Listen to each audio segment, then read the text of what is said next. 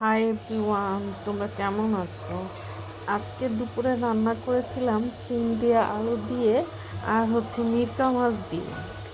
তো এটা হচ্ছে আমি প্রথমে পেঁয়াজ আর কাঁচামরিচ ভালো করে ব্লেন্ড করে নিছি। তারপর প্রেশার কুকারে একটু তেল দিয়ে নিছি, দিয়ে তারপর মশলাটা দিয়ে দিলাম। তার সাথে দিয়েছিলাম আমি একটু আদা রসুন বাটা, কারণ আমি না মাছে কোনো আদা রসুন বাটা বা মশলা দিই না, কিন্তু আব্বা বলতেছিল মশলা ছাড়া নাকি রান্নাটা মজা হয় না।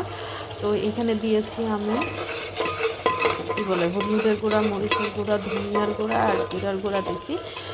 দিয়ে তারপর ভালো করে মশলাটাকে কষিয়ে নিতেছি, কারণ কষানোটা ভালো না হলে তরকারিটা মজা হয় না। তো সে কারণে এখানে কিন্তু আমি লবণও পরিমাণ মতো লবণ দিয়ে নিয়েছি, কারণ লবণ তো দিতেই হবে, কারণ এই তো লবণ ছাড়া তো কোনো খাওয়া যায় না, কোনো খাবারই খাওয়া যায় না। তো তোমরা আপু সব রান্নাই তুমি প্রেশার কুকারে রান্না করো কেন? তো আমি কিন্তু রান্নার ক্ষেত্রে খুবই অলস একটা মেয়ে, আমার রান্না করতে একদমই ভালো লাগে না। তাহলে বলবা যে আপু তুমি কেন রান্নার পেজ চালাও? তো আমার আর কোনো গুণ নেই, একটাই গুণ আছে, যেটা রান্না, এছাড়া এমন কোনো গুণ নাই। তো কী করব, তো রান্নার ভিডিওই দিই। আর রান্নার ভিডিওটা এটা তো আমার ইনকামের জায়গা না। এখানে মানে দেখা যায় যে তুমি 6 মাস 1 বছর খাটলা, তো তোমাকে 10-20 হাজার টাকা দিলে এটা তোমার জন্য একটা অ্যাসিড হয়ে দাঁড়ায়। তো সে কারণে করা।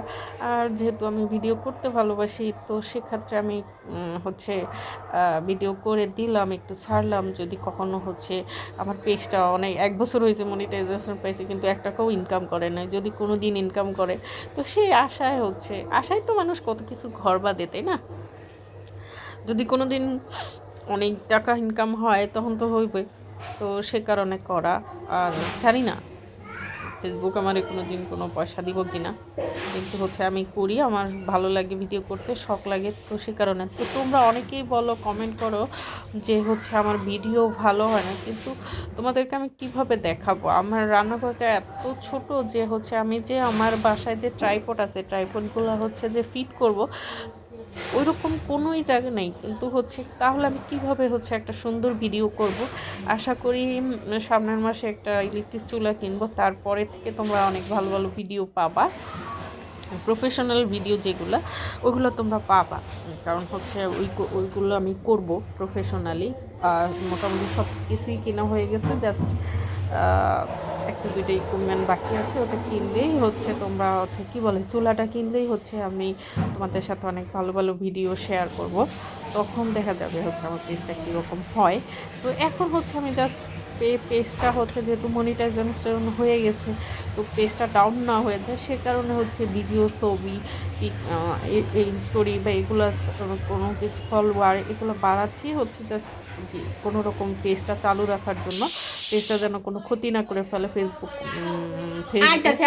কোম্পানি। তো সে কারণে তো আমার রান্নাটা শেষ, তারপর আমি ভাবলাম যে প্রেশার কুকারে তো আর করা যায় না। তো সাথে সাথে আমি কী করলাম, কড়াইয়ের মধ্যে নামিয়ে দিলাম। দেখো কি সুন্দর একটা কালার আসছে প্রেশার কুকারের মধ্যে, অন্যরকম একটা কালার। আর যখন আমি কড়াইয়ের মধ্যে ঢেলে নিয়েছি তখন কত সুন্দর একটা কালার আসে। বাই বাই এভরিওয়ান, তোমরা ভালো থাকো সবাই।